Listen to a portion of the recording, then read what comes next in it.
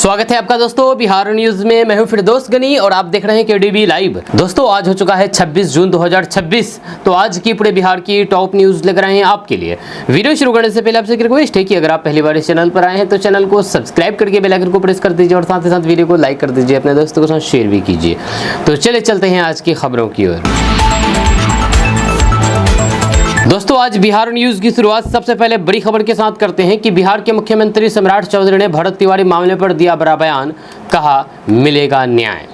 दरअसल बात यह है कि भरत भूषण तिवारी इनकाउंटर मामले पर बिहार सरकार ने त्वरित कार्रवाई करते हुए न्यायिक जांच के लिए आयोग का गठन कर दिया है। मुख्यमंत्री सम्राट चौधरी ने कहा है कि सरकार इस मामले में पूरी तरह से निष्पक्ष जांच चाहती है और यदि जांच में किसी भी अधिकारी या फिर कर्मचारी की गलती सामने आती है तो फिर उसके खिलाफ सख्त कार्रवाई की जाएगी। मुख्यमंत्री सम्राट चौधरी ने कहा है कि लोकतंत्र में सरकार जनता के प्रति जवाबदेह होती है और फिर किसी भी मामले में न्याय सुनिश्चित करना सरकार की जिम्मेदारी होती है। उन्होंने स्पष्ट कर दिया है कि जांच आयोग स्वतंत्र रूप से पूरे घटनाक्रम की जांच करेगा और तथ्यों के आधार पर अपनी रिपोर्ट देगा। सरकार का कहना है कि किसी भी दोषी को बख्शा नहीं जाएगा। क्या होती है खास महल की जमीन जिसे 70 साल बाद फ्री होल्ड करने जा रही है बिहार सरकार? 12 जिलों के लाखों लोगों को सीधे फायदा। दरअसल बात यह है कि बिहार सरकार खास महल जमीन को फ्री होल्ड यानी कि अस्थाई मालिकाना हक देने की नई नीति लाने की तैयारी कर रही है। इस योजना का उद्देश्य उन लोगों को कानूनी मालिकाना हक देना है जो पिछले 60 से 70 वर्षों से खास महल की जमीन पर रह रहे हैं। इस फैसले से पटना, पूर्णिया, कटिहार, भागलपुर, गया, मुजफ्फरपुर, दरभंगा, बेगूसराय, पूर्वी और फिर पश्चिमी चंपारण समेत 12 जिलों के लाखों लोगों को लाभ मिलने की उम्मीद है। अब सवाल है कि आखिर खास महल जमीन क्या होती है? तो खास महल जमीन वे सरकारी जमीन होती है जिसे ब्रिटिश शासन के दौरान या फिर बाद में सरकार ने व्यक्तियों या फिर संस्थाओं को लीज यानी कि पट्टे पर दिया था। इस जमीन का मालिक राज्य सरकार होती है। लीज धारकों को जमीन का उपयोग करने का अधिकार होता है, लेकिन वे बिना सरकारी अनुमति इसे बेच या फिर अस्थायी रूप से अपने नाम नहीं कर सकते। यह सरकार की प्रस्तावित नीति के तहत पात्र लोगों से एक मुश्त यानी कि वन टाइम एक बार में भुगतान लेकर के जमीन को फ्री होल्ड कर दिया जाएगा। इसके बाद उन्हें उस जमीन पर अस्थायी मालिकाना हक मिल जाएगा और बार बार लीज नवीनीकरण या फिर सरकारी अनुमति जैसी प्रक्रियाओं से राहत मिलेगी। सरकार 15 अगस्त के बाद लोगों और फिर संबंधित पक्षों से सुझाव लेकर के अंतिम नीति तैयार करेगी। आपको बता दूं कि बिहार में करीब 4193 एकड़ खास महल जमीन है जो 12 प्रमुख जिलों में फैली हुई है। बिहार पंचायत चुनाव 2026 सितंबर अक्टूबर में वोटिंग संभव, नया आरक्षण रोस्टर भी होगा लागू। दरअसल बात यह है कि बिहार में पंचायत चुनाव 2026 की तैयारियां तेज हो गई हैं। राज्य निर्वाचन आयोग की तैयारियों के अनुसार पंचायत चुनाव सितंबर के अंतिम सप्ताह से अक्टूबर के पहले सप्ताह के बीच कराए जाने की संभावना है। यह चुनाव 8 से 9 चरणों में हो सकते हैं और सभी 6 पदों के लिए ईवीएम से मतदान कराने की तैयारी है। इस बार चुनाव की सबसे बड़ी खासियत नया आरक्षण रोस्टर होगा। ये 2011 की जनगणना के आधार पर तैयार किया जा रहा है। 2016 और फिर 2021 के पंचायत चुनाव में एक ही आरक्षण रोस्टर लागू था, लेकिन 2026 में 10 साल बाद रोस्टर बदलेगा। इससे कई पंचायतों में आरक्षित सीटें सामान्य हो सकती है और फिर सामान्य सीटें आरक्षित वर्गों के लिए निर्धारित की जा सकती है। महिलाओं के लिए 50% आरक्षण जारी रहेगा, लेकिन महिला आरक्षण सीटों का भी रोटेशन होगा। राज्य निर्वाचन आयोग के अनुसार पंचायतवार आरक्षण लिस्ट तैयार करने की प्रक्रिया अंतिम चरण में है। जब दावा आपत्ति की प्रक्रिया पूरी हो चुकी है और फिर जल्द ही अंतिम आरक्षण सूची लिस्ट जारी कर दी जाएगी, जिससे संभावित उम्मीदवारों को यह स्पष्ट हो जाएगा कि उनके क्षेत्र की सीट किस श्रेणी के लिए आरक्षित है। हर बार की तरह इस बार में वार्ड सदस्य, मुखिया, पंचायत समिति सदस्य, जिला परिषद सदस्य, पंच और सरपंच समेत 6 पदों के लिए मतदान होगा। आयोग का मानना है कि नए आरक्षण रोस्टर के लागू होने से कई पंचायतों में चुनावी समीकरण बदल सकते हैं और फिर नए उम्मीदवारों को मौका मिलेगा। राशन को लेकर के बड़ा बदलाव, अब परिवार नहीं हर सदस्य के हिसाब से मिलेगा अनाज। मोदी सरकार लाई नया ड्राफ्ट बिल। दरअसल बात है कि केंद्र सरकार ने एक नया बिल जारी किया है। इस प्रस्ताव में अंत्योदय अन्न योजना के तहत राशन वितरण की व्यवस्था में बड़ा बदलाव सुझाया गया है। अभी अंत्योदय अन्न योजना परिवारों को प्रति परिवार 35 किलो अनाज मिलता है, लेकिन नए प्रस्ताव के अनुसार प्रति सदस्य 7 किलो अनाज देने की व्यवस्था की गई है। हालांकि एक परिवार को मिलने वाले राशन की अत्यधिक सीमा 35 किलोग्राम प्रति माह ही रहेगी। सरकार का कहना है कि मौजूदा व्यवस्था में छोटे और फिर बड़े परिवारों के बीच प्रति व्यक्ति मिलने वाले अनाज में असमानता है। नए प्रस्ताव का उद्देश्य जरूरत के अनुसार अधिक न्यायसंगत और फिर संतुलित राशन वितरण सुनिश्चित करना है, ताकि पात्र परिवारों को उनकी सदस्य संख्या के आधार पर लाभ मिल सके। फिलहाल ये सिर्फ एक ड्राफ्ट यानी कि मसौदा प्रस्ताव है, इसे अभी अंतिम मंजूरी नहीं मिली है। सरकार ने इस पर आम जनता और फिर संबंधित पक्षों से सुझाव मांगे हैं। आप भी सुझाव दे सकते हैं।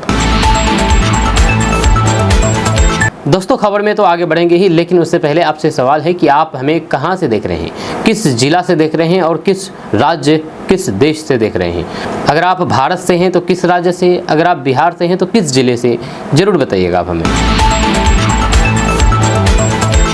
एसी कमरे में बैठ करके सिर्फ बड़े बड़े दावे करते हैं सीएम सम्राट। लड़कियों के साथ गलत काम, फेक इनकाउंटर से करा रहा बिहार, तेजस्वी यादव का बड़ा बयान। दरअसल बात यह है कि बिहार विधानसभा में नेता प्रतिपक्ष तेजस्वी यादव ने मुख्यमंत्री सम्राट चौधरी पर तीखा हमला बोला है। प्रेस कॉन्फ्रेंस में तेजस्वी यादव ने आरोप लगाया है कि मुख्यमंत्री सम्राट चौधरी एसी कमरे में बैठ करके सिर्फ बड़े बड़े दावे करते हैं, जबकि राज्य में यानी कि बिहार में कानून व्यवस्था की स्थिति खराब है।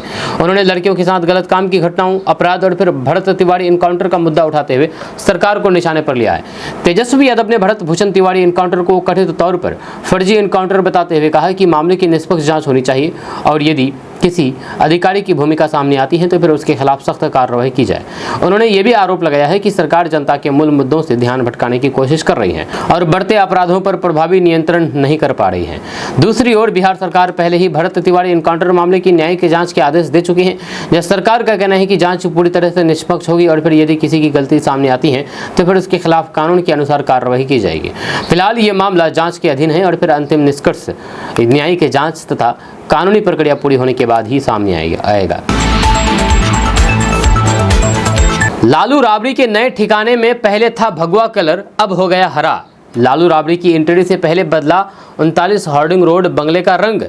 यह दरअसल बात है कि बिहार की राजनीति में 39 हार्डिंग रोड स्थित सरकारी बंगला एक बार फिर से चर्चा में है। रिपोर्ट्स के अनुसार पूर्व मुख्यमंत्री राबड़ी देवी और फिर लालू प्रसाद यादव के यहां पर शिफ्ट होने की तैयारियों के बीच बंगले की बाहरी रंग बदल दी गई है। पहले जहां पर भगवा यानी कि केसरिया रंग में दिखाई देता था, वहीं पर अब इसे हरे रंग से रंगा गया है, जिसके बाद राजनीतिक चर्चाएं तेज हो गई है। ये बंगला राबड़ी देवी को नेता प्रतिपक्ष के रूप में आवंटित किया गया है। जब इससे पहले वह 10 सर्कुलर रोड स्थित सरकारी आवास में रह रही थी, जब भवन निर्माण विभाग ने कई बार उन्हें पुराना बंगला खाली करने का नोटिस जारी किया था और नए आवास में शिफ्ट होने की प्रक्रिया जारी है। वहीं पर बंगले के रंग बदलने को लेकर की राजनीतिक बयानबाजी भी शुरू हो गई है, जब विपक्ष और फिर सत्ता पक्ष के नेता इसे अपने अपने नजरिए से देख रहे हैं। हालांकि भवन निर्माण विभाग की ओर से रंग बदलने को लेकर के कोई भी आधिकारिक राजनीतिक कारण नहीं बताया गया है। जब सरकारी आवासों में मरम्मत, पेंटिंग और फिर रखरखाव का कार्य सामान्य प्रशासनिक प्रक्रिया का हिस्सा भी हो सकता है। पटना पूर्णिया 6 लेन एक्सप्रेस वे का 2028 तक होगा निर्माण। इन 6 जिलों के बीच बढ़ेगी कनेक्टिविटी।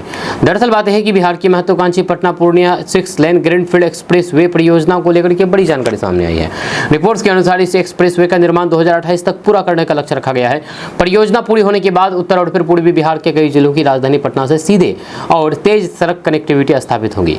करीब 244 किलोमीटर लंबे इस एक्सप्रेस वे का मार्ग वैशाली, समस्तीपुर, दरभंगा, सहरसा, मधेपुरा और फिर पूर्णिया जिले से होकर के गुजरेगा। इससे इन जिलों के लोगों को तेज और फिर सुरक्षित यात्रा की सुविधा मिलेगी। साथ ही सीमांचल, कोसी और फिर मिथिलांचल क्षेत्र के आर्थिक विकास, व्यापार और फिर निवेश को भी नई गति मिलने की उम्मीद है। वहीं पर परियोजना पूरी होने के बाद पटना से पूर्णिया के बीच यात्रा का समय काफी कम हो जाएगा। इससे माल परिवहन पर आसान होगा, उद्योगों को बढ़ावा मिलेगा और फिर कृषि उत्पादों को बड़े बाजारों तक पहुंचने में सुविधा मिलेगी। वहीं पर सरकार का मानना है कि ये एक्सप्रेसवे बिहार के सबसे महत्वपूर्ण आधारभूत ढांचे यानी कि इंफ्रास्ट्रक्चर परियोजनाओं में से एक साबित होगा। भूमि अधिग्रहण और फिर निर्माण कार्य चरणबद्ध तरीके से आगे बढ़ रहा है। सरकार का लक्ष्य निर्धारित समय सीमा के भीतर परियोजनाओं को पूरा करके बिहार और फिर उत्तर पूर्वी हिस्सों को राजधानी और फिर राष्ट्रीय राजमार्ग नेटवर्क से बेहतर ढंग से जोड़ना है। साजिश या संयोग? भाजपा के मंच पर कृषि मंत्री विजय सिन्हा को किया गया इग्नोर, किया गया अपमानित। जेपी नड्डा, सम्राट चौधरी की मौजूदगी में हुआ यह बड़ा कांड। दरअसल बात है कि बिहार भाजपा के एक कार्यक्रम के दौरान कृषि मंत्री विजय सिन्हा को लेकर के नया राजनीतिक विवाद खड़ा हो गया। रिपोर्ट्स के अनुसार कार्यक्रम में मंच संचालन के दौरान उनके नाम की घोषणा नहीं होने और फिर उन्हें अपेक्षित महत्व नहीं मिलने पर राजनीतिक गलियारों में चर्चाएं तेज हो गई है। यह कार्यक्रम भाजपा के राष्ट्रीय अध्यक्ष जेपी नड्डा और फिर मुख्यमंत्री सम्राट चौधरी की मौजूदगी में आयोजित हुआ। जी हाँ, इस घटनाक्रम के बाद विपक्ष और फिर राजनीतिक विश्लेषकों ने इसे लेकर के अलग अलग कयास लगाने शुरू कर दिए हैं। जब कुछ लोगों ने इसे पार्टी के भीतर मतभेद से जोड़ करके देख रहा है। वहीं पर जबकि भाजपा की ओर से इस मामले पर किसी तरह की आधिकारिक पुष्टि नहीं की गई है कि ये जानबूझ करके हुआ है या फिर किसी कार्यक्रम संबंधित चूक का परिणाम था। उपलब्ध जानकारी के आधार पर इसे लेकर के किसी आंतरिक विवाद की पुष्टि नहीं हुई है, लेकिन सोशल मीडिया पर लोग इस तरह की बातें कह रहे हैं। आपका इसके बारे में क्या कहना है, नीचे कमेंट बॉक्स में कमेंट करके जरूर बताइएगा। बिहार की हिंदू लड़की राजस्थान के मुस्लिम युवक के साथ मध्य प्रदेश में मिली, फिर पुलिस तक पहुंचा मामला। दरअसल बात यह है कि मीडिया रिपोर्ट्स के अनुसार बिहार की एक हिंदू लड़की और फिर राजस्थान के एक मुस्लिम लड़के को मध्य प्रदेश में साथ पाए जाने के बाद स्थानीय स्तर पर विवाद की स्थिति बन गई है। बजरंग दल के कार्यकर्ताओं ने दोनों को रोक करके पुलिस के हवाले कर दिया। घटना का वीडियो भी सोशल मीडिया पर तेजी से वायरल जा रहा है। रिपोर्ट्स के मुताबिक पुलिस ने दोनों से पूछताछ की है और फिर उनकी पहचान और फिर यात्रा से जुड़े दस्तावेजों की जाँच की है। ये पता लगाने का प्रयास किया गया है कि दोनों अपनी इच्छा के साथ यात्रा कर रहे थे या फिर किसी प्रकार के दबाव या फिर अपराध का मामला है। फिलहाल पुलिस मामले की जांच कर रही है। इस तरीके के मामलों में अंतिम निष्कर्ष पुलिस जांच के बाद ही सामने आता है, लेकिन केवल अलग अलग धर्म के दो लोगों के साथ होने से किसी अपराध की पुष्टि नहीं होती है। यदि किसी तरीके के जबरन विवाह, धोखाधड़ी, अपहरण या फिर अन्य अपराध के आरोप हों तो फिर उनकी पुष्टि जांच और फिर कानूनी प्रक्रिया के आधार पर ही की जाती है। AI हब बनेगा बिहार, गूगल, माइक्रोसॉफ्ट के साथ सम्राट सरकार का मेगा प्लान, नहीं होगी रोजगार की कमी। दरअसल बात है कि बिहार में अब रोजगार की कमी नहीं होने वाली है। बिहार सरकार बिहार को आर्टिफिशियल इंटेलिजेंस यानी कि AI और डिजिटल इनोवेशन हब बनाने की दिशा में बड़ा कदम उठा रही है। यह हाल ही में आयोजित बिहार AI समिट 2026 में सरकार ने बताया है कि बिहार में AI आधारित स्टार्टअप, रिसर्च, स्किल डेवलपमेंट और फिर डिजिटल इकोसिस्टम को बढ़ावा देने के लिए व्यापक योजना पर काम किया जा रहा है। इस पहल में गूगल, माइक्रोसॉफ्ट सहित कई प्रमुख टेक कंपनियों और फिर उद्योग विशेषज्ञों के सहयोग की भी बात कही जा रही है। वहीं पर सरकार का उद्देश्य युवाओं को AI, machine learning, cloud computing, cyber security और डेटा एनालिटिक्स जैसे आधुनिक क्षेत्र में प्रशिक्षित करना है। इसके लिए राज्य में skill development centre, startup, incubation और फिर उद्योगों के साथ साझेदारी बनाने की योजना बनाई जा रही है। सरकार का मानना है कि इससे IT सेक्टर में निवेश बढ़ेगा और फिर युवाओं के लिए बड़े पैमाने पर रोजगार और फिर स्वरोजगार के अवसर भी तैयार होंगे। बिहार में सरकारी अनुदान का इंतजार बेकार, 90% किसानों ने बाजार से महंगा बीज खरीद करके डाला बिचरा। जहां दरअसल बात है कि बिहार में धान की खेती करने वाले किसानों को इस बार सरकारी अनुदान पर बीज मिलने में देरी का सामना करना पड़ा। इसका असर ये हुआ कि करीब 90% किसानों ने समय पर बिचरा यानी कि धान की नर्सरी तैयार करने के लिए बाजार से महंगे दाम पर बीज खरीद लिए। किसानों का कहना है कि यदि वे सरकारी बीज का इंतजार करते तो फिर बुआई का समय निकल जाता। रिपोर्ट्स के अनुसार कृषि विभाग की ओर से अनुदानित बीज समय पर उपलब्ध नहीं हो सके। मजबूरी में किसानों ने निजी दुकानों से अधिक की कीमत देकर के बीज खरीदे ताकि रोपाई में देरी ना हो। जहां अब अधिकांश किसानों का बिचरा तैयार है और वे बारिश या फिर सिंचाई के पर्याप्त पानी का इंतजार कर रहे हैं। किसानों ने मांग की है कि भविष्य में सरकारी खरीफ सीजन शुरू होने से पहले ही अनुदानित बीज उपलब्ध कराएं ताकि उन्हें बाजार से महंगा बीज खरीदने के लिए मजबूर न होना पड़े। कृषि विशेषज्ञों का भी मानना है कि समय पर गुणवत्तापूर्ण बीज उपलब्ध कराना अच्छी पैदावार के लिए बेहद जरूरी है। बिहार की लेडी सिंघम की राजनीति में एंट्री, कौन है काम्या मिश्रा जिन्होंने पिता के लिए छोड़ी थी IPS की नौकरी। दरअसल बात है कि बिहार कैडर की पूर्व IPS अधिकारी काम्या मिश्रा, जिन्हें उनकी सख्त कार्यशैली के लिए लेडी सिंघम कहा जाता है, एक बार फिर से चर्चा में है। हाल के दिनों में उनके राजनीति में आने की अटकलें भी तेज है। हालांकि उन्होंने अभी तक किसी राजनीतिक दल में शामिल होने की आधिकारिक घोषणा नहीं की है। काम्या मिश्रा ने 2019 बैच की IPS अधिकारी के रूप में बिहार में कई महत्वपूर्ण जिम्मेदारियां भी निभाई है। जब उन्होंने साल 2024 में व्यक्तिगत और पारिवारिक कारणों का हवाला देते हुए इस्तीफा दिया था, जिसे बाद में केंद्र सरकार ने स्वीकार भी कर लिया। मीडिया रिपोर्ट्स के अनुसार नौकरी छोड़ने के बाद वे अपने पिता की व्यवसाय और फिर पारिवारिक जिम्मेदारियों पर ध्यान दे रही है। जहाँ हाल ही में दिए गए इंटरव्यू में काम्या मिश्रा ने राजनीति में आने की संभावनाओं से इनकार नहीं किया। उन्होंने कहा है कि यदि वे राजनीति में आती हैं तो फिर ऐसा समाज और फिर जनता की सेवा के उद्देश्य से होगा। इसी बयान के बाद उनके सक्रिय राजनीति में प्रवेश की चर्चाएं तेज हो गई है। भरत तिवारी एनकाउंटर केस, सम्राट सरकार के लिए बन गई है राजनीतिक परीक्षा, कटघरे में अपराध के खिलाफ अभियान। दरअसल बात है कि भोजपुर के भरत भूषण तिवारी एनकाउंटर मामले ने बिहार की राजनीति में बड़ा मुद्दा खड़ा कर दिया है। इस घटना के बाद मुख्यमंत्री सम्राट चौधरी सरकार की अपराध के खिलाफ अभियान पर सवाल उठ रहे हैं। विपक्ष लगातार मामले को लेकर के सरकार पर निशाना साध रहा है, जबकि एनडीए के भीतर भी इस मुद्दे पर अलग अलग राय सामने आने की खबरें हैं। मामले में बढ़ते विवाद और जन दबाव के बीच बिहार सरकार ने न्यायिक जांच के आदेश दिए हैं। साथ ही संबंधित पुलिस अधिकारियों के खिलाफ एफआईआर दर्ज होने और फिर विभागीय कार्रवाई के बाद सरकार ने स्पष्ट किया है कि जांच निष्पक्ष होगी और यदि किसी की गलती साबित होती है तो उसे बख्शा नहीं जाएगा। इस बीच भरत तिवारी के समर्थन में महापंचायत, विभिन्न राजनीतिक नेताओं की प्रतिक्रियाएं और न्याय की मांग ने मामले को और अधिक राजनीतिक बना दिया है। वहीं पर सरकार के सामने एक ओर कानून व्यवस्था बनाए रखने की चुनौती है तो दूसरी ओर निष्पक्ष जांच के जरिए जनता का भरोसा कायम रखने की भी परीक्षा है। क्या जातिवाद के आईने में देखी जाएगी इनकाउंटर की तस्वीर? भरत तिवारी केस में तेजस्वी की चुप्पी और फिर सुलगते सवाल। दरअसल बात यह है कि भरत भूषण तिवारी इनकाउंटर मामले ने बिहार की राजनीति में नया मोड़ ले दिया है। अच्छा, अब इस मामले को लेकर के ये बहस भी तेज हो गई है कि क्या इसे जातीय नजरिए से देखा जा रहा है। मीडिया रिपोर्ट्स के अनुसार भरत तिवारी के परिजनों और फिर समर्थकों ने सवाल उठाया है कि क्या पीड़ित की जाति के आधार पर राजनीतिक प्रतिक्रियाएं बदल रही हैं। वहीं पर नेता प्रतिपक्ष तेजस्वी यादव की शुरुआती चुप्पी को लेकर भी सवाल उठाए जा रहे हैं। रिपोर्ट्स में यह भी कहा गया है कि भरत तिवारी के भाई वीरेंद्र ने आरोप लगाया है कि मामले में जाति का पहलू उभर करके सामने आ रहा है। दूसरी ओर कांग्रेस के कुछ नेताओं ने भी इस मुद्दे पर बयान दिए हैं, जिससे राजनीतिक बहस और तेज हो गई है। हालांकि इन दावों की स्वतंत्र पुष्टि नहीं हुई है और ये राजनीतिक आरोप प्रत्यारोप का हिस्सा है। इस बीच बिहार सरकार ने मामले की न्यायिक जांच के आदेश दिए हैं। यह जांच आयोग ने घटनास्थल पर पहुंच करके साक्ष्य जुटाने और फिर संबंधित लोगों के बयान दर्ज करने की प्रक्रिया शुरू कर दी है। मुख्यमंत्री सम्राट चौधरी ने भी कहा कि यदि जांच में किसी की गलती सामने आती है तो फिर दोषियों के खिलाफ सख्त कार्रवाई होगी। पटना हाईकोर्ट का ऐतिहासिक फैसला, 60 साल पुरानी जमाबंदी रद्द करने पर लगाई रोक, अफसरों को लगाई कड़ी फटकार।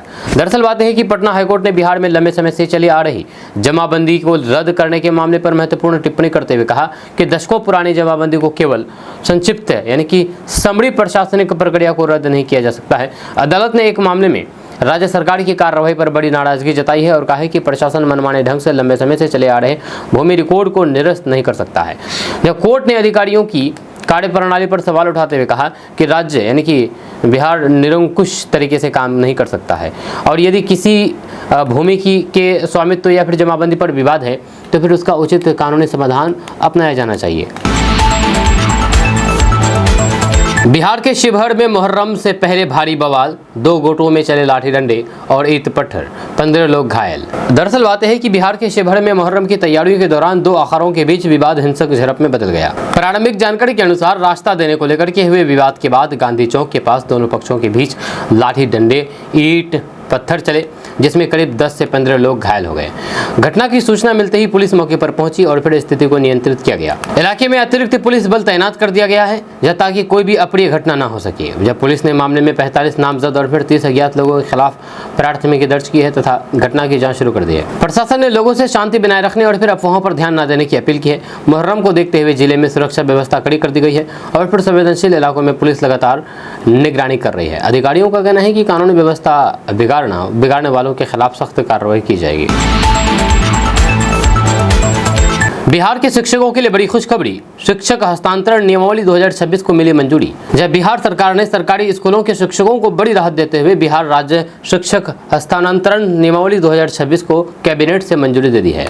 नई व्यवस्था लागू होने के बाद प्राथमिक से लेकर के उच्च माध्यमिक विद्यालयों के शिक्षक, प्रधान शिक्षक और फिर प्रधान अध्यापक ऑनलाइन पोर्टल के माध्यम से पारदर्शी और नियमबद्ध तरीके से तबादले के लिए आवेदन कर सकते हैं। नई नियमावली के तहत महिला शिक्षकों को उनके गृह पंचायत से बाहर लेकिन गृह प्रखंड के भीतर निकटवर्ती पंचायत में पदस्थापन का अवसर मिलेगा।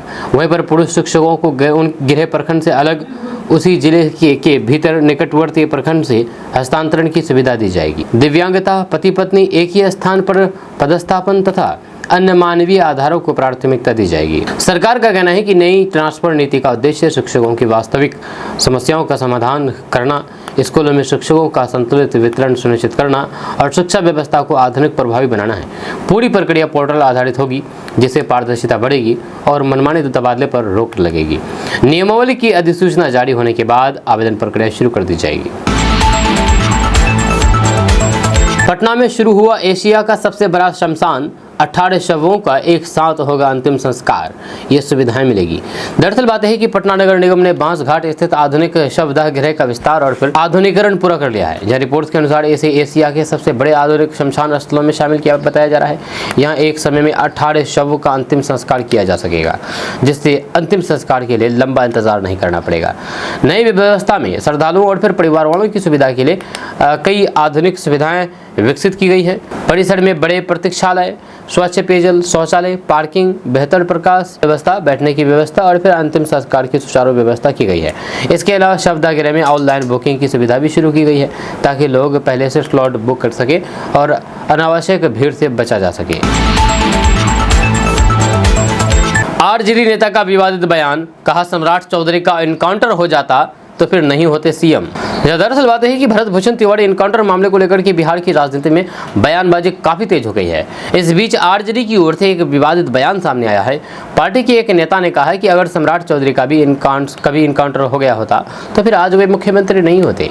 इस बयान के बाद राज्य की सियासत में नया विवाद खड़ा हो गया है।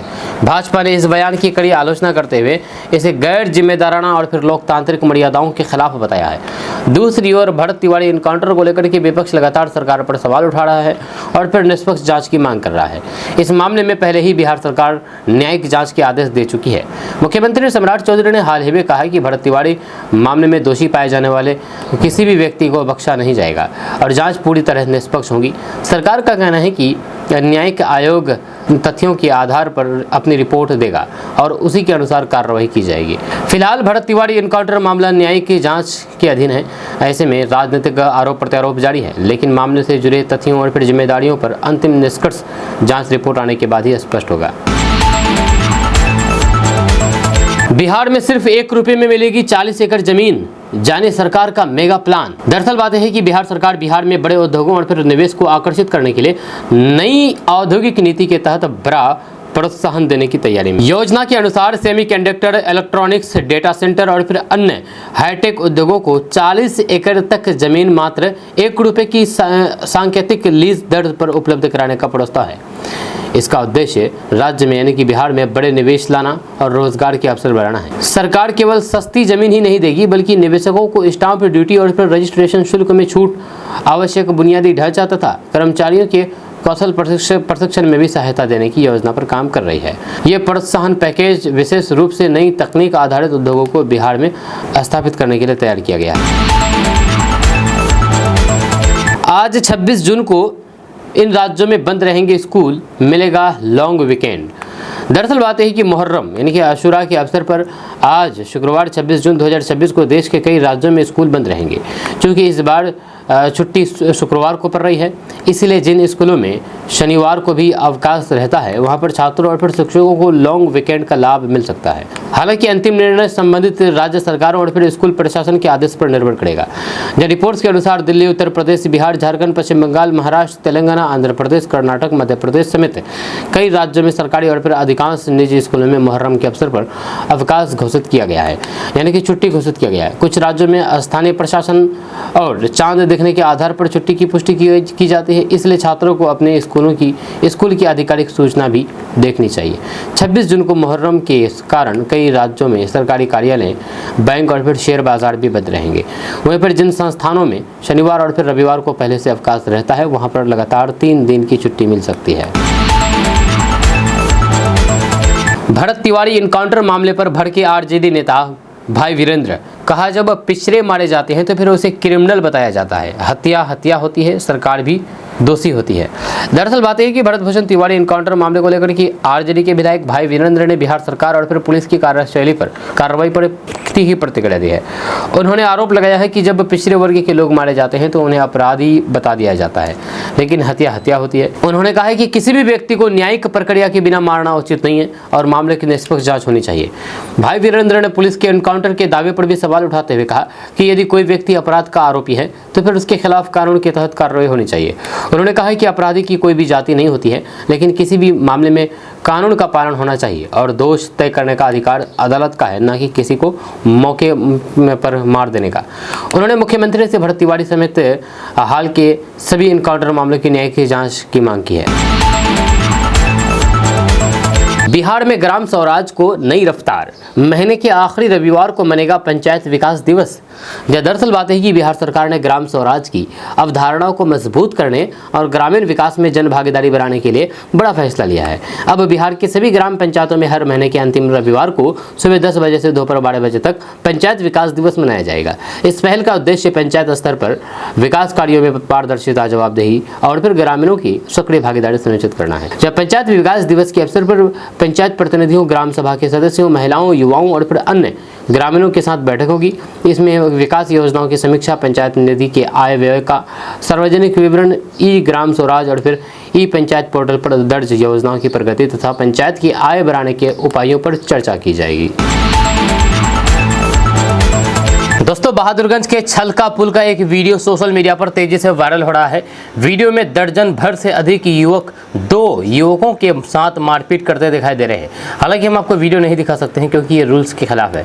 आपको बता दूं कि घटना का वीडियो सामने आने के बाद लोगों ने दोषियों की पहचान करके कड़ी कार्रवाई और मामले की निष्पक्ष जाँच की मांग की है। हम आपको इस पूरी खबर के बारे में बताएंगे विस्तार से, डिटेल से। उससे पहले आप हमारे इस पेज को फॉलो कर लीजिए इसी तरह खबर देखने के लिए। दरअसल बात है कि किशनगंज जिले के बहादुरगंज थाना क्षेत्र के चर्चित छलका पुल पर हुई मारपीट का एक वीडियो सोशल मीडिया पर तेजी से वायरल हो रहा है। वायरल वीडियो में 1 दर्जन से अधिक युवक 2 लड़कों को घेर करके बेरहमी से पीटते हुए दिखाई दे रहे हैं। घटना के बाद इलाके में चर्चा का माहौल है और लोग प्रशासन से पूरे मामले की निष्पक्ष जांच की मांग की है। वहीं पर वीडियो में साफ देखा जा सकता है कि कुछ युवक 2 लोगों पर लगातार लात घूंसों से हमला कर रहे हैं। मर जाएगा कहकर के हमलावरों को रोकने की कोशिश करते सुनाई दे रहे हैं, लेकिन भीड़ पर इसका कोई भी असर नहीं पड़ता।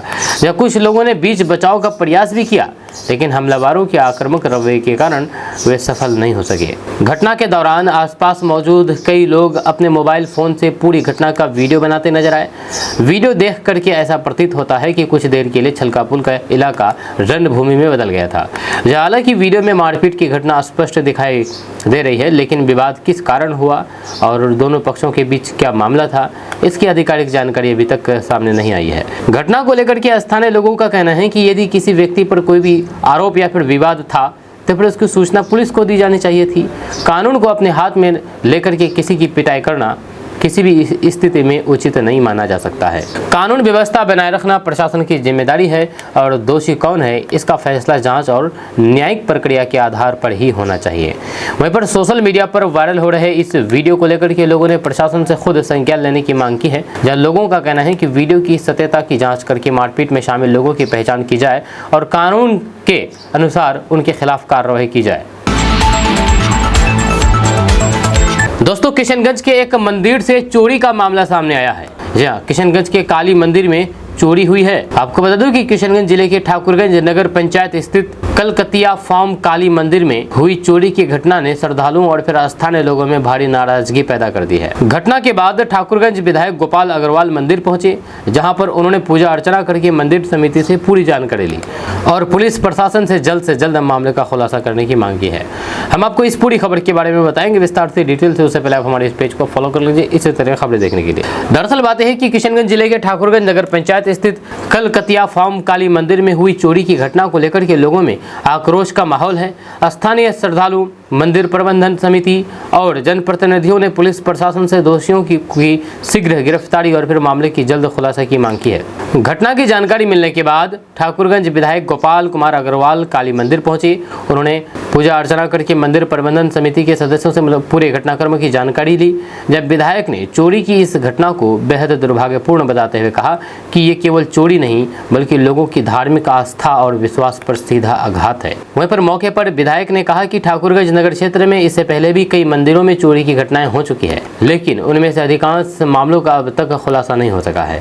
उन्होंने आशंका जताई है कि समय पर कार्रवाई नहीं होने के कारण असामाजिक तत्वों का मनोबल बढ़ता जा रहा है। विधायक गोपाल अग्रवाल ने किशनगंज पुलिस अधीक्षक संतोष कुमार से बातचीत करके पूरे मामले की जानकारी दी है। उन्होंने न सिर्फ इस चोरी की घटना का जल्द खुलासा करने की मांग की है, बल्कि पूर्व में मंदिरों में हुई चोरी की घटनाओं की भी दोबारा जांच कराने का आग्रह किया है।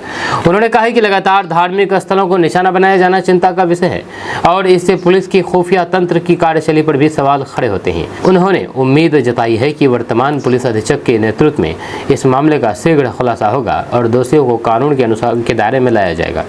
विधायक ने प्रशासन से मंदिरों और अन्य धार्मिक स्थलों की सुरक्षा व्यवस्था मजबूत करने की भी मांग की है। जहाँ उनका कहना था कि भविष्य में ऐसी घटनाओं की पुनरावृत्ति रोकने के लिए विशेष सुरक्षा योजना तैयार की जानी चाहिए। उधर पुलिस अधीक्षक संतोष कुमार ने बताया है कि काली मंदिर चोरी मामले की गंभीरता से जांच की जा रही है। दोस्तों, किशनगंज में पुल का अप्रोच टूट गया है, जिससे स्कूली बच्चों की मुश्किलें बढ़ गई है। एक सप्ताह बाद भी यहां पर मरम्मत नहीं हो पाई है। सैकड़ों लोगों का आवागमन भी प्रभावित हुआ है। दरअसल किशनगंज जिले के ठाकुरगंज प्रखंड की कुकुरबागी पंचायत में बुंद नदी पर बने पुल का अप्रोच टूटने से ग्रामीणों की परेशानी लगातार बढ़ती जा रही है। बाढ़ में क्षतिग्रस्त हुए पुल की एक सप्ताह से अधिक समय बाद भी मरम्मत शुरू नहीं हो सकी है। सबसे अधिक दिक्कत स्कूली बच्चों को हो रही है, जिन्हें हर दिन जान जोखिम में डाल करके स्कूल जाना पड़ रहा है। हम आपको इस पूरी खबर के बारे में बताएंगे विस्तार से, डिटेल से। उससे पहले आप हमारे इस पेज को फॉलो कर लीजिए इसी तरह खबरें देखने के लिए। दरअसल बातें है कि किशनगंज जिले के ठाकुरगंज प्रखंड के अंतर्गत कुकुरबागी पंचायत में बूंद नदी पर बने पुल का अप्रोच टूट जाने से सैकड़ों ग्रामीणों का जनजीवन प्रभावित हो गया। जहाँ 19 जून को आई बाढ़ में मैनागुड़ी गांव के समीप पुल के दोनों ओर का अप्रोच बह गया था। जब घटना को एक सप्ताह से अधिक समय बीत जाने के बावजूद भी अब तक मरम्मत कार्य शुरू नहीं होने से लोगों में प्रशासन की प्रति नाराजगी बढ़ रही है। अप्रोच ध्वस्त होने के कारण ग्रामीणों को रोजमर्रा के कामों के लिए भारी परेशानियों का सामना करना पड़ रहा है। सबसे ज्यादा मुश्किल स्कूली बच्चों, महिलाओं और फिर बुजुर्गों को हो रही है, जिन्हें अपनी जान जोखिम में डाल करके इस क्षतिग्रस्त मार्ग से गुजरना पड़ रहा है। स्थानीय लोगों ने प्रशासन की ओर से कोई पहल नहीं होने पर अपने स्तर से बालू, गिट्टी और फिर बालू से भरे बोरे डाल करके अस्थायी रास्ता तैयार करने की कोशिश की है। हालांकि ये रास्ता पूरी तरह सुरक्षित नहीं है और किसी भी समय बड़ा हादसा हो सकता है। इस पुल के क्षतिग्रस्त होने का सबसे अधिक असर बिरानगाछ और फिर खालपरा गांव के करीब 100 से अधिक छात्र छात्राओं पर पड़ा है। ये बच्चे प्रतिदिन उत्क्रमित मध्य विद्यालय, गंदुगच्छ और फिर उच्च माध्यमिक विद्यालय बौड़ीगच्छ पढ़ने जाते हैं। टूटे हुए अप्रोच से होकर के गुजरना उनके लिए किसी खतरे से कम नहीं है। अभिभावकों को भी हर दिन बच्चों की सुरक्षा की चिंता सताती रही है। वहीं पर स्थिति इसलिए भी गंभीर हो गई है क्योंकि कुकुरबागी पंचायत को NH 327 ई से जोड़ने वाला पिपड़ी धाम खोरीबाड़ी मार्ग पहले से ही बंद है। जब वहीं पर खोसी डांगे के समीप पुल निर्माण के लिए बनाया गया डायवर्सन बारिश में बह जाने के कारण इस मार्ग में भी आवागमन पूरी तरह से ठप है। ऐसे में मैनागुड़ी बुटीझाड़ी मार्ग ही ग्रामीणों के लिए एकमात्र विकल्प बचा था, लेकिन अब पुल का अप्रोच टूट जाने से ये रास्ता भी बंद हो गया है। मजबूरी में लोगों को प्रखंड मुख्यालय और फिर अन्य जरूरी कार्यों के लिए पश्चिम बंगाल होकर के लगभग 25 किलोमीटर अतिरिक्त दूरी तय करनी पड़ रही है, जिससे लोगों का समय और फिर पैसा दोनों खर्च हो रहा है। दोस्तों, सिलीगुड़ी वाराणसी एक्सप्रेस वे के गुजरने से किशनगंज के लोगों की बाहें खुल गई है। किशनगंज के लोग ये सोच रहे हैं कि यहाँ पर तो अब पैसे ही पैसे होंगे। मेरे खेत से अगर सड़क गुजरेंगे तो मुझे पैसे ही पैसे मिलेंगे। अब लोग पैसे कमाने के लिए तरह तरह के जुगाड़ में जुट गए हैं। जब लोग अब अपनी खाली जमीन पर पक्का निर्माण कर रहे हैं कि जब जमीन अधिग्रहण होगा तो मुझे पक्का मकान और फिर जमीन का भी पैसा मिलेगा। जाहिर सी बात है कि इस तरह की जमीन को अप्रोच करने के लिए 2 से 3 गुना पैसा दिया जाता है। ऐसे में उस पर अगर मकान बना हुआ हो तो उसका भी 2 से 3 गुना तक पैसा दिया जाता है। ऐसे में लोग पैसे कमाने के लिए अपनी खाली जमीन पर बिना मतलब का मकान बना रहे हैं, ज़्यादा पैसे कमाने के लिए। यानी कि कहा जाए तो सिलीगुड़ी गोरखपुर एक्सप्रेस वे से लोग अपनी कमाई का जरिया बना रहे हैं। ये मामला किशनगंज से सामने आया है। कई ऐसे जगह हैं जहाँ पर पक्का निर्माण करवाया जा रहा है। निर्माण इसीलिए करवाया जा रहा है कि जब इधर से सिलीगुड़ी गोरखपुर एक्सप्रेस वे जब गुजरने के लिए जमीन अधिग्रहण प्रक्रिया शुरू होगी तो उस समय मुझे ज़्यादा पैसा मिलेगा। हम आपको इस पूरी खबर के बारे में बताएंगे कि आखिर ये मामला कहाँ का है किशनगंज में। आप हमारे साथ बने रहें और देखते रहिए KDB लाइव। और उससे पहले आप हमारे इस पेज को फॉलो कर लीजिए। दरअसल किशनगंज के कई इलाकों में 6 लेन सड़क परियोजना को लेकर के हलचल तेज हो गई है। सड़क निर्माण अभी पूरी तरह से शुरू भी नहीं हुआ है, लेकिन जिन गाँव से ये परियोजना गुजरने वाली है वहाँ एक अलग ही तस्वीर देखने को मिल रही है। किसान अब अपनी फसल वाले खेतों में तेजी से पक्के मकान बनवाने में जुट गए हैं। वजह है अधिक मुआवजा मिलने की उम्मीद। जहाँ स्थानीय लोगों का कहना है कि सड़क परियोजना के लिए जमीन अधिग्रहण की प्रक्रिया आगे बढ़ रही है। ऐसे में जिन लोगों की जमीन परियोजना की जद में आ सकती है वे खेतों में मकान बना करके ये उम्मीद कर रहे हैं कि अगर जमीन के साथ मकान भी अधिग्रहित होगा तो फिर उन्हें ज़्यादा मुआवजा मिलेगा। इसी कारण कई जगहों पर हरे भरे खेतों के बीच अचानक ईंट, सीमेंट और बालू पहुंचने लगी है। जहां पर पहले खेती होती थी वहां अब तेजी से निर्माण कार्य चल रहा है। कई लोगों ने रातों रात दीवारें खड़ी कर दी हैं, जबकि कुछ लोग छत डालने की तैयारी में है। हालांकि प्रशासन और फिर संबंधित विभाग इस पूरे घटनाक्रम पर नजर बनाए हुए हैं। अधिकारियों का कहना है कि मुआवजा सरकार के नियमों और फिर भूमि अधिग्रहण की निर्धारित प्रक्रिया के अनुसार ही दिया जाएगा। यदि कोई व्यक्ति केवल अधिक मुआवजा पाने के उद्देश्य से ही बाद में निर्माण करवाता है तो ऐसे मामलों की जांच की जाएगी और नियम अनुसार ही फैसला लिया जाएगा। ग्रामीणों का कहना है कि जमीन उनकी जीवन भर की पूंजी होती है। यदि वे सड़क परियोजना में चली जाती है तो फिर भविष्य में उनके पास आय का दूसरा साधन नहीं बचेगा। इसीलिए लोग चाहते हैं कि उन्हें उचित और फिर न्याय संगत मुआवजा मिले ताकि वे दूसरे जगह जमीन खरीद सकें या फिर अपने परिवार का भविष्य सुरक्षित कर सकें। वहीं पर 6 लेन परियोजनाओं को क्षेत्र के विकास के लिए महत्वपूर्ण माना जा रहा है। इससे यातायात बेहतर होगा, व्यापार को बढ़ावा मिलेगा और लोगों का सफर आसान होगा। लेकिन इसके साथ ही जमीन अधिग्रहण और फिर मुआवजे का मुद्दा भी उतना ही महत्वपूर्ण बन गया है। अब सबसे बड़ा सवाल यही है कि क्या खेतों में बनाए जा रहे इन नए मकानों को मुआवजा में शामिल किया जाएगा या नहीं। इसका जवाब आने वाले दिनों में प्रशासनिक कार्रवाई और फिर सरकारी नियमों के आधार पर ही सामने आएगा। फिलहाल 6 लेन परियोजना से पहले ही गांव में मुआवजे को लेकर के चर्चा और हलचल तेज हो गई है।